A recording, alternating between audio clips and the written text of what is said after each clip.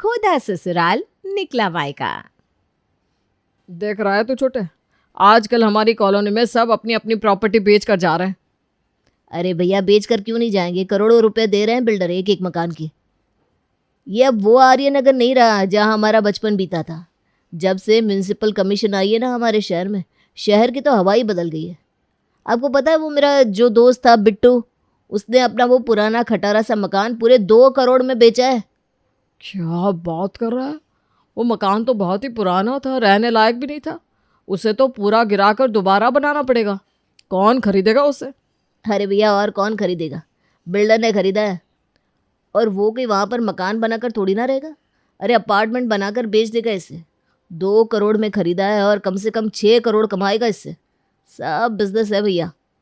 क्या बात कर रहा है छोटे, हमारी ज़मीन की कीमत इतनी बढ़ गई है? और नहीं तो क्या भैया, बिट्टू का तो बस 150 गज का मकान था, हमारे पास तो पुश्तैनी कोठी है। अब सोच कर देखो, अगर हमारा मकान बिकेगा तो वारे न्यारे हो जाएंगे हमारे। बात तो तू बिल्कुल ठीक कह रहा है। चाहे इस मकान की कीमत कितने ही करोड़ हो, लेकिन रहते तो हम इस टूटे फूटे मकान में ही है। अगर माँ ये मकान बेचने को तैयार हो जाती है तो हम लोग भी 1-1.5 करोड़ का कोई बढ़िया फ्लैट ले सकते हैं और शान से ज़िंदगी बिता सकते हैं। इतना ही नहीं, हमारे बैंक में भी 1-8 करोड़ रुपए जमा हो जाएंगे। हमारी कड़की तो एक झटके से दूर हो जाएगी। बात ठीक कह रहे हो भैया, कुछ तो करना ही पड़ेगा कि माँ हमारी बात मानने को तैयार हो जाए। मकान बेचने की बात करने के लिए बड़ा भाई प्रदीप अपनी माँ के पास जाता है। माँ आपको याद है इस कोठी को बने हुए कितने साल हो गए हैं? अरे बेटा, मैं तो शादी करके इसी मकान में आई थी। मेरे सास ससुर के ज़माने से है ये कोठी। 60-70 साल तो हो ही गए होंगे इसे बने, हो सकता है इससे भी पहले की हो। अरे माँ तो आप खुद सोचो ना, बाबा आदम के इस मकान में आखिर कब तक रहते रहेंगे हम लोग। घर के दरवाजे खिड़की दीवार सब इतने पुराने हो रहे हैं कि बस अब म्यूज़ियम में रखने लायक हो गया। अरे छोड़ो ना इस मकान का लालच, बेच देते हैं इसको और इसके बदले में हम कोई बढ़िया सा मकान खरीदेंगे और फिर सब लोग वहाँ ठाठ से रहेंगे। अरे नालायक, ये मकान सिर्फ मकान नहीं है, आशीर्वाद है तेरे बाप दादाओं का। पीढ़ियों से रहते आ रहे हैं हम लोग इस मकान में। मैं तो अपने हाथ से ये पाप नहीं करूँगी। जैसे मैंने इस मकान में रहकर खुशी खुशी अपनी ज़िंदगी बिताई है ना, तुम भी अपनी पत्नी और बच्चों को ये शिक्षा दो कि वो भी जो है उसी में खुश रहने की आदत डालें। या दूसरों के बड़े बड़े मकान देखकर ललचाना बंद कर दो, और जिसको ज़्यादा शौक चढ़ाओ ना, अपनी कमाई से मकान खरीदो और जाकर रहो। माँ की बात सुनकर बड़ा बेटा अपना सा मुँह लेकर लौट जाता है। मुझे तो पहले ही पता था कि माँ का यही जवाब होने वाला है। उन्होंने अपनी ज़िंदगी इस खंडहर में बिता दी, अब हमारा जीवन भी काला करना चाहती है। मुझे समझ में नहीं आता कि इस झड़ते हुए मकान में आखिर ऐसा है क्या। अरे चले गए ना बाप दादा, अब क्या जीवन भर इसी मकान में बैठे रहेंगे हम लोग? मुझे तो लगता है कि हमें कुछ करना पड़ेगा, तभी माँ की अकल ठिकाने आएगी। रात में सुना तुमने, आज मैं और भैया मकान को बेचने के बारे में बात कर रहे थे, और फिर बातों ही बातों में भैया ने बताया कि वो भी चाहते हैं कि हम लोग इस मकान को बेचकर कहीं अच्छे लग्जरी फ्लैट में रहे। फिर बात करी भैया ने माँ जी से इस बारे में? माँ जी मान गई क्या? अरे खाक क्या मान गई, 10 बातें सुनाई माँ ने भैया को, और ऊपर से ये भी कह दिया कि जिसकी जेब में पैसे हो वो अपने लिए फ्लैट खरीद ले। वो तो अपने जीते जी इस मकान को नहीं बेचेंगी। लो, हो गया ना सत्यानाश। अरे तुम्हारी माँ सांप की तरह कुंडली मार कर बैठी है इस मकान पर। दुनिया कहाँ से कहाँ पहुँच गई, लेकिन तुम्हारी मम्मी टस से मस होने को तैयार नहीं है। अब तो लगता है बीन बजाकर उन्हें इस मकान से भगाना पड़ेगा। अगले दिन सुबह। क्या यही दिन देखने के लिए पढ़ाया लिखाया था मैंने तुम दोनों को? अरे इससे तो अच्छा होता गांव में रहकर खेती बाड़ी करते तुम दोनों, कम से कम अपनी ज़मीन की कीमत तो समझते। ठीक कहते थे तुम्हारे बाबूजी, गांव से दूर करके तुम ना बच्चों को ज़मीन से दूर कर रही हो। एक बार जो ये अपनी मिट्टी से दूर हुए तो फिर परिवार, रिश्ते, अपनापन सब भूल जाएंगे। लेकिन मुझे भरोसा था तुम दोनों के ऊपर। यही लगा था कि मेरे बेटे औरों की तरह नहीं है, वो चाहे जहाँ रहे मेरे संस्कार को कभी भी नहीं भूलेंगे। लेकिन आज तेरे बड़े भाई ने मेरी परवरिश को शर्मिंदा कर दिया। अरे हिम्मत भी कैसे हुई उसके बाप दादा के बने हुए इस मकान को बेचने के लिए कहने की। बुरा मत मानना, लेकिन भैया ने कुछ भी गलत नहीं कहा माँ। सांप के जाने के बाद जीवन भर लाठी पीटने से कुछ हासिल नहीं होता। जिन बुजुर्गों ने ये मकान बनवाया था वो कई पीढ़ी पहले ही जा चुके हैं। अब जिंदगी हमें जीनी है, हमें आज के समय के हिसाब से अच्छा और बुरा देखना होगा ना। कब तक पुरानी बातों को लेकर बैठी रहोगी? अच्छा, तो तुम दोनों भाइयों की एक ही सलाह है? लगता है पहले ही दोनों सलाह मशवरा कर चुके हो आपस में। हाँ, तू जा मुझे तुझसे कोई बात ही नहीं करनी। जानकी देवी अपने उसूलों की बड़ी पक्की थी। पति की मौत तो 20 साल पहले ही हो चुकी थी, लेकिन फिर भी वो कभी भी परिस्थितियों को देखकर घबराई नहीं थी। उसने अकेले ही अपने 3 बच्चों का पालन पोषण किया था। दोनों बेटों को पढ़ा लिखा कर काबिल बनाया। कुछ साल पहले ही बेटी पल्लवी की भी एक अच्छे घर में शादी की। कुल मिलाकर वो अपनी जिम्मेदारियों से मुक्त हो चुकी थी, लेकिन मन से अभी भी मोह माया से मुक्त नहीं हो पा रही थी। जमीन जायदाद प्रॉपर्टी सबका कंट्रोल वो अपने हाथों में चाहती थी। दोनों बेटों के कई बार समझाने के बाद भी वो अपना पुश्तैनी मकान बेचने के लिए किसी भी हाल में तैयार नहीं थी। कॉलोनी में सब मकान नए जमाने के हिसाब से बनकर तैयार हो गए थे।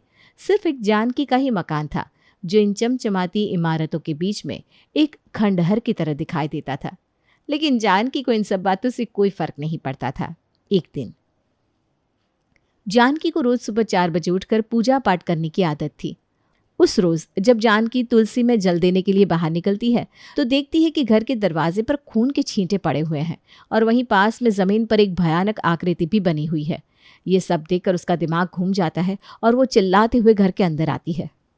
क्या हुआ माँ जी, चिल्ला क्यों रही हैं आप? फिर से बंदर आ गए क्या? अरे बंदर नहीं, तुम बाहर चलकर देखो, तुम्हारा दिमाग भी घूम जाएगा। जानकी अपनी दोनों बहुओं को लेकर बाहर निकलती है और खून के छींटे और आकृति दिखाती है। माँ जी, मुझे तो बड़ा डर सा लग रहा है। ये सब कोई आम चीज़ नहीं है। मुझे तो लग रहा है किसी ने काला जादू किया है।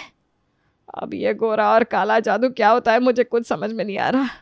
और कोई क्यों करेगा हमारे घर पर काला जादू? अरे माँ जी, दुनिया में एक से एक जलनखोर लोग हैं और ये इतनी बड़ी कोठी है हमारी।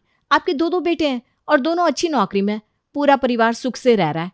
अब जलने वालों के लिए तो इतनी वजह भी बहुत होती है। बहू की बात सुनकर जानकी के माथे पर भी चिंता की लकीरें आ जाती है। मानने दे बहू, मोटी चमड़ी की हूं मैं।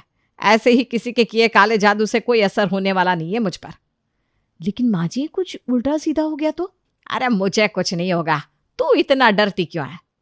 जानकी ने पानी डालकर आंगन में पड़े हुए वो छींटे साफ कर दिए थे और फिर से अपनी दिनचर्या में लग गई थी। बात तो मुकेश जी एकदम ठीक कह रहे थे। बहुत मोटी चमड़ी की हैं आप। अरे अपने घर में काला जादू का सामान मिल जाए ना तो अच्छे अच्छों की नींद उड़ जाती है। और एक माँ जी है कि दबा के आलू पराठे खा रही है। कोई शिकन नहीं है उनके चेहरे पर। भूत भी इनका क्या बिगाड़ेगा, खुद ही इनसे डर के भाग जाएगा। अगले 1-2 दिन सामान्य बीत जाते हैं। तीसरे दिन जानकी जब सुबह सुबह 4 बजे अपना दरवाज़ा खोलती है तो उसे दरवाजे के ठीक सामने एक काले कपड़े वाली गुड़िया लटकी हुई नजर आती है। गुड़िया दिखने में बहुत ही खतरनाक लग रही थी और उसके शरीर में जगह जगह सुइयां लगी हुई थी। अब की बार तो गुड़िया को देखकर वाकई में जानकी के हाथ पैर भी ढीले हो जाते हैं। बहू तो ठीक कह रही थी, कोई तो है जो ये सब कर रहा है। लेकिन मैं तो बस ये सोच सोच के परेशान हूँ कि आखिर उसको ये सब करके मिलेगा क्या? वही तो मैं भी सोच रही हूँ ना माँ जी। जो कोई भी ये सब कर रहा है उसके पीछे कुछ तो वजह ज़रूर होगी। आप चिंता मत करो, हम कोई बाबा ढूंढते हैं जो इन सब का उपाय करना जानता हो। नहीं नहीं बहू, ये बाबा बाबा के नाम से ही मुझे डर लगने लगता है। हम किसी बाबा बाबा के चक्कर में नहीं पड़ेंगे। माँ जी, बाबा के चक्कर में कौन फंसना चाहता है, लेकिन जब समस्या इतनी बड़ी है तो उसका हल भी तो निकालना ही पड़ेगा ना। बहू के कहने पर भी जानकी बाबा के पास जाने के लिए तैयार नहीं होती। इस घटना को हुए अभी 48 घंटे भी नहीं बीते थे कि एक बार फिर आधी रात के समय जानकी को उसके कमरे की खिड़की पर एक बिल्ली के रोने की आवाज़ सुनाई देती है। जानकी जितना उस बिल्ली को वहां से भगाने की कोशिश करती है, उसके रोने की आवाज़ उतनी ही तेज होती जाती है। अब तो जानकी को भी उस भयानक आवाज़ से डर लगने लगा था। किसी तरह 1 घंटे के बाद बिल्ली का रोना बंद हो जाता है और जानकी राहत की सांस लेती है। लेकिन अगले दिन सुबह वो कुछ ऐसा देखती है कि उसके पाँव के नीचे से ज़मीन निकल जाती है। सुबह 5:30 बजे। बड़ी बहू जल्दी आओ, मुझे क्या पता था ये समस्या इतना बड़ा रूप ले लेगी। माँ जी, अब आप चाहे जो कहें, मैं इस मकान में एक पल भी नहीं रुकने वाली हूँ। अरे मैं जा रही हूँ अपने मायके। मुझे तो अब पक्का यकीन हो गया है कि किसी ने ज़रूर इस घर पर कुछ उल्टा सीधा किया है। और ये देखिए, यहीं पर ये बिल्ली का मरा हुआ शरीर पड़ा है। अरे ऐसे कौन मारेगा बिल्ली को? और ये पैरों के निशान देख रही हो आप? किसी इंसान के पैर इतने बड़े होते हैं क्या? अरे बेवकूफ़ी मत कर छोटी बहू, ये घर छोड़कर कहाँ जाएगी तू? अपना घर छोड़कर इस तरह से भागा जाता है क्या? अरे माँ जी, इस घर की मालकिन तो आप है ना। आपने कौन सा हमें इस घर की मालकिन बनाया है? तो अब ये सब भूत प्रेत जादू टोना आप देखिए। हम तो अपने मायके जा रहे हैं। जब आप इस मकान का जादू टोना सही करवा लेंगी ना, तब हमें बुला लेना। लेकिन तब तक हम इस घर में नहीं रहने वाले। अरे अभी तक तो ये सिर्फ भूत बंगला दिखता था, अब तो ये सच का भूत बंगला बन गया है। कहा था ना मकान का हुलिया सही करवा लो। भूतों की क्या गलती है, उन्हें भी लगा होगा कि ये उनके रहने के लायक सही जगह है, बेचारे आ गए रहने के लिए। उन्हें क्या पता था कि टूटे फूटे बंगले में कुछ अच्छे इंसान भी रहते होंगे। ज्यादा बकवास मत कर। ये जो टूटा फूटा मकान मिल रहा है ना, कहीं ऐसा ना हो कि इससे भी जाओ तुम। अगर सर पर छत चाहिए तो मुंह बंद करके खड़े रहो। जानकी अपने कमरे में जाकर अपनी बेटी को फोन करती है। कहीं ऐसा तो नहीं कि ये सब जादू टोना करने के पीछे मेरे अपने ही दोनों बेटों का हाथ हो। ये दोनों ही ना काफी दिनों से मेरे पीछे पड़े थे कि मैं ये मकान बेच दूं। इधर मैंने मकान बेचने के लिए मना किया और तुरंत ही घर से ये सब टोना टोटके का सामान मिलने लगा है। हो ना हो मुकेश और प्रदीप ही ये सब कर रहे हैं, लेकिन जब तक मेरे पास कोई पक्का सबूत नहीं मैं कुछ कर भी तो नहीं सकती। ठीक कह रही हो माँ, तुम्हारा शक मुझे भी बिल्कुल ठीक लग रहा है। वरना हर बात पर तुम्हें ही क्यों टोटके का सामान मिलता है? घर में तो भैया भाभी भी रहते, उन्हें ये सब क्यों नहीं दिखाई देता? मैं ना आपसे सतर्क रहूंगी बेटा, कुछ ना कुछ तोड़ तो इस बात का निकालना ही पड़ेगा। इतना कहकर जानकी फोन रख देती है और अपनी सहेली की बेटी को फोन करती है। राजू बेटा, आज मुझे ना तुझसे एक ज़रूरी काम है, लेकिन ध्यान रहे इस बारे में किसी को कानो कान खबर नहीं होनी चाहिए। अरे चाची कहिए ना, क्या बात है? देख, आज रात को तुझे कुछ ऐसा करना है कि मेरे घर के दरवाजे पर कौन आया इसकी पूरी फिल्म मुझे मिल जाए। ठीक है चाची, हो जाएगा। मैं रात को बल्ब बदलने के बहाने से आऊँगा और आपके मेन गेट पर एक सीसीटीवी कैमरा लगा दूंगा। कैमरा इतना छोटा है कि किसी को पता ही नहीं लगेगा कि यहाँ पर कैमरा है। ठीक है बेटा। रात को राजू आता है और खुफिया कैमरा लगाकर चला जाता है।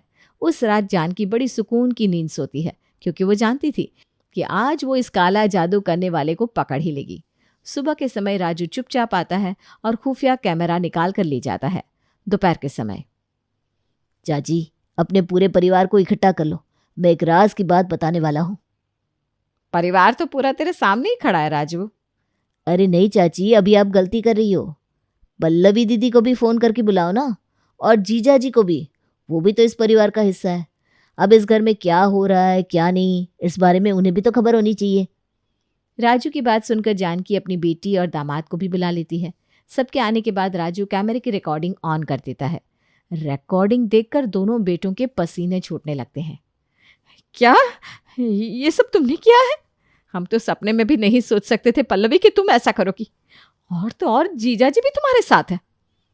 कैमरे में अपना चेहरा देखकर पल्लवी शर्म से पानी पानी हो गई थी और अब उसके पास सच कहने के सिवा कोई भी रास्ता नहीं बचा था। हाँ, मैंने ही किया है, क्योंकि मैं चाहती थी कि माँ इस काले जादू से घबराकर इस मकान को मनहूस समझकर कौड़ियों के दाम पर बेचने को तैयार हो जाए। आप तो जानती हो ना कि आपके दामाद रियल एस्टेट का काम करते हैं। उसके बाद पल्लवी कुछ दिन पहले कही हुई अपने पति की बात अपने घर में सबको बताती है। पल्लवी, तुम्हें कुछ खबर भी है? तुम्हारे मायके वाले मकान की कीमत 4.5 करोड़ हो गई है। अरे कुछ ऐसा करो कि माँ जी उस मकान को बेचने के लिए तैयार हो जाए। मैं अच्छी पार्टी दिलवा दूंगा, बीच में मोटा कमीशन भी मिल जाएगा हम लोगों को। 4.5 करोड़ की बात कर रहे हो? मेरी माँ 40 करोड़ में भी नहीं बेचने वाली है। जब तक माँ जिंदा है ना, भूल जाओ उस प्रॉपर्टी को। अरे तुम्हारी माँ पागल है क्या? उस मिट्टी जैसे घर के उनको सोने के दाम मिल रहे हैं, फिर भी उसे बेचना नहीं चाहती। अरे अपने जीते जी किसी का भला नहीं होने देंगी क्या? अब आप ऐसे ही समझ लो। उम्र के साथ ना समझदारी घटती जाती है उनकी। तो फिर ठीक है, मैं ऐसा चक्कर चलाऊंगा कि तुम्हारी माँ 4.5 करोड़ में नहीं, कौड़ियों के दाम पर बेचने को तैयार हो जाएगी अपना बंगला। तो बस देखते जाओ मैं क्या करता हूँ। अब तो सारी मलाई मैं ही खाऊंगा। वो बंगला तुम्हारी माँ से आधे से भी कम रेट पर ले लूँगा और फिर उसे बेचकर करोड़पति बन जाऊंगा। इसके बाद नीलेश ने वो काले जादू वाला पूरा प्लान बनाया और हम लोग मिलकर आप लोगों को डराने के लिए ये सब टोटके करने लगे। और उस दिन वो बिल्ली नहीं रो रही थी, मैंने कैसेट लगाया था ताकि डर के मारे तुम इन सब बातों में यकीन करने लग जाओ। और वो मरी हुई बिल्ली म्यूनसिपाल्टी से खरीद कर लाई थी आप लोगों को डराने के लिए। और आप लोग भी इतने बेवकूफ़ हो के आसानी से मेरे जाल में फंस भी गए। बस इस राजू ने सारा काम खराब कर दिया, वरना माँ तो ये बात मान गई थी कि इस मकान में किसी भूत प्रेत का साया है। मुझे माफ़ कर दो बहू। जब इस घर में टोने टोटके का सामान मिलने लगा तो मेरा सबसे पहला शक तुम लोगों के ऊपर गया था, लेकिन मुझे क्या पता था कि नीयत तो मेरे अपने खून की खराब हो जाएगी। तुम दोनों को तो मैं हमेशा पराया ही समझती रही, लेकिन अब समझ में आया कि तुम दोनों ने इस टूटे फूटे मकान में अपनी आधी जिंदगी बिता ली, लेकिन फिर भी मेरे बारे में कभी कोई गलत विचार नहीं रखा। और एक ये मेरी बेटी है जो मेरे साथ धोखा करने चली थी। तुम दोनों की ईमानदारी का इनाम यह है कि मैं इस मकान को बेचने के लिए तैयार हूँ, और जो भी पैसा मिलेगा उस पैसे से मैं तुम दोनों के लिए एक एक फ्लैट खरीद लूँगी, ताकि तुम लोग अपना बचा हुआ जीवन सुख से बिता सको। आधा आधा? आपके तो 3 बच्चे हैं, आप मुझे भूल गई क्या? इससे पहले कि मैं तेरा भूत उतार दूं, तो यहाँ से 9 2 11 हो जा। आज से मेरे 2 ही बच्चे हैं,